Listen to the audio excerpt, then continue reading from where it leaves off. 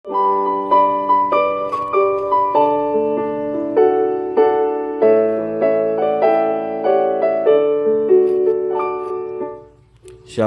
selamat pagi Bapak Ibu Saudara-saudara yang dikasihi oleh Tuhan. Jumpa kembali bersama saya Pendeta Eka di dalam renungan firman Tuhan pada hari ini, hari Senin 16 Agustus 2021. Kiranya Bapak Ibu Saudara sekalian terus mengalami sukacita dan damai sejahtera dari Tuhan yang mendatangkan kebahagiaan dalam hidup kita. Puji nama Tuhan. Sampai pada pembacaan kita hari ini, 1 Tawarik pasal yang ke-14. Kiranya firman Tuhan memberkati kita sekalian. Baik Bapak Ibu Saudara, sebelum kita akan merenungkan bagian dari 1 Tawarik pasal 14, kita akan berdoa bersama-sama.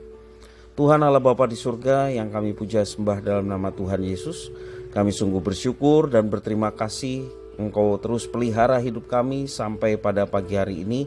Kami percaya bahwa kehidupan Tuhanlah yang memberikan, Tuhanlah yang menganugerahkan. Terlebih atas keselamatan yang Tuhan telah berikan kepada kami semua, kami mau pegang teguh dan hidup kami pun boleh menjadi berkat sehingga banyak orang yang turut dalam keselamatan. Kami mau terus mengisi hati dan pikiran kami dengan kebenaran firman Tuhan. Mampukan untuk kami dapat mengerti, memahami apa yang Kau maksudkan. Kau juga menolong kami untuk kami dapat terapkan dalam hidup kami. Terpujilah nama-Mu ya Bapa. Demi nama Tuhan Yesus kami berdoa dan bersyukur. Haleluya. Amin. Bapak Ibu Saudara-saudara yang dikasihi oleh Tuhan, dalam 1 Tawarik 14 ini kita belajar dari seorang Raja Daud, bagaimana hidupnya bergantung kepada Tuhan, bagaimana keberhasilan yang dia dapatkan, dia meyakini bahwa itu pun semua karena anugerah Tuhan. Bapak Ibu Saudara, tidak mudah bagi seorang yang berhasil mendapatkan segala apa yang diimpikan dan diinginkan hatinya, mau menundukkan diri dan mengakui dengan tulus bahwa segala sesuatu yang ada padanya, termasuk keberhasilannya, berasal dari Tuhan. Nah Bapak Ibu Saudara, pagi hari ini kita mau lihat bagaimana Daud yang diberkati Tuhan dengan keberhasilan, dan dia mengawali sebelum dia melakukan segala sesuatu dan berhasil, mengawalinya bersama dengan Tuhan. Nas hari ini berkisah tentang perjalanan kesatuan Israel di bawah kepemimpinan Daud. Ada pengakuan dari Raja Hiram, yakni Raja Negeri Tirus, akan kepemimpinan Daud yang luar biasa, sehingga Raja Hiram mengutus tukang-tukang dan memberikan kayu-kayu untuk mendirikan istana. Daud merespon dengan pemahaman bahwa Tuhan yang menegakkan martabat pemerintahannya. Daud adalah pemimpin gerakan orang Israel sejak masa Saul menjadi raja. 1 Tawarik pasal 11 ayat yang kedua dijelaskan demikian. Daud banyak sekali mengalami kemenangan atas musuh-musuh Israel. Para pahlawan yang ada pada Daud juga adalah orang-orang yang gagah perkasa dan sanggup berperang dengan baik. Tetapi dituliskan bahwa Daud tidak berperang dengan kekuatan pasukan tempurnya dan strateginya sendiri. Daud berperang dalam arahan dan tuntunan serta pengaturan dari Tuhan.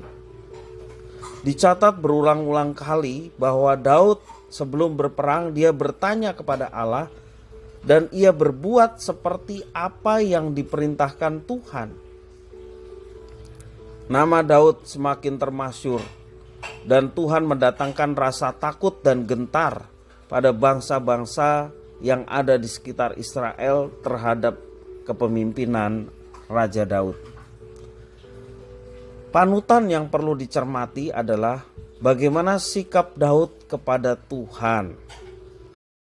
Kita perlu belajar dan menteladani Daud.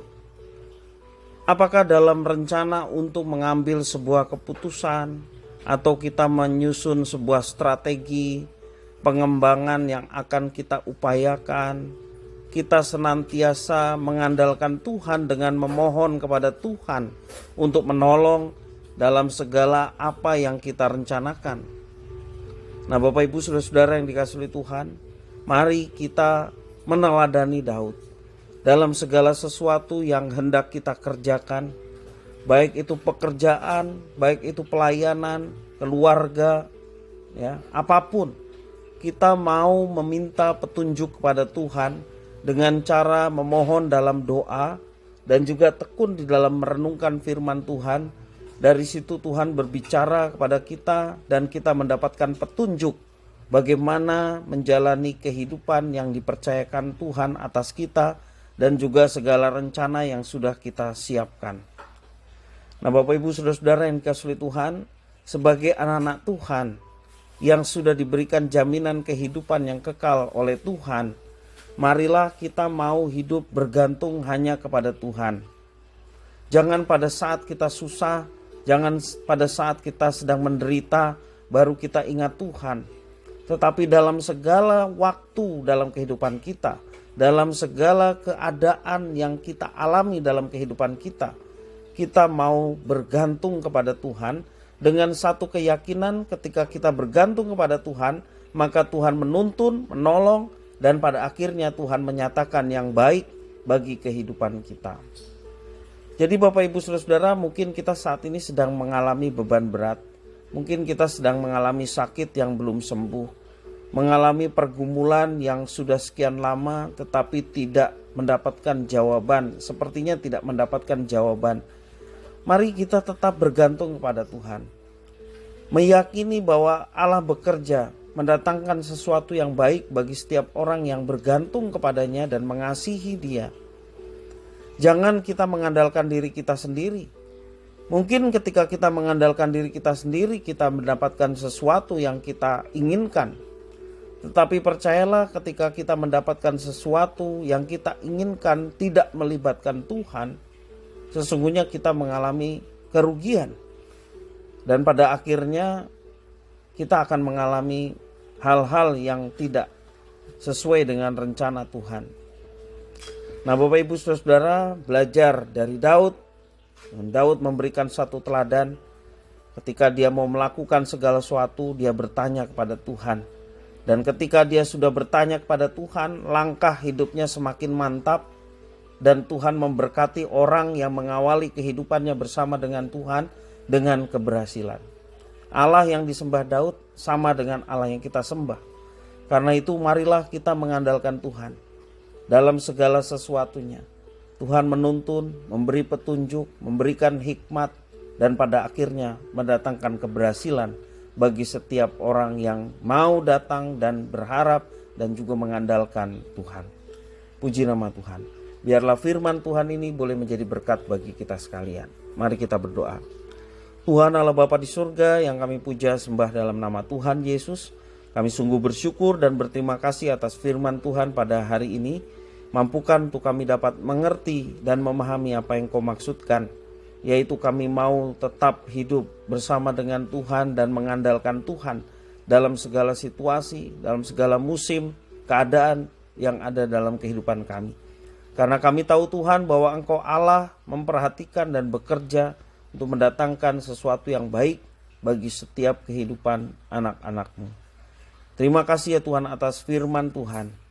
Inilah doa permohonan ucapan syukur kami atas firman Tuhan.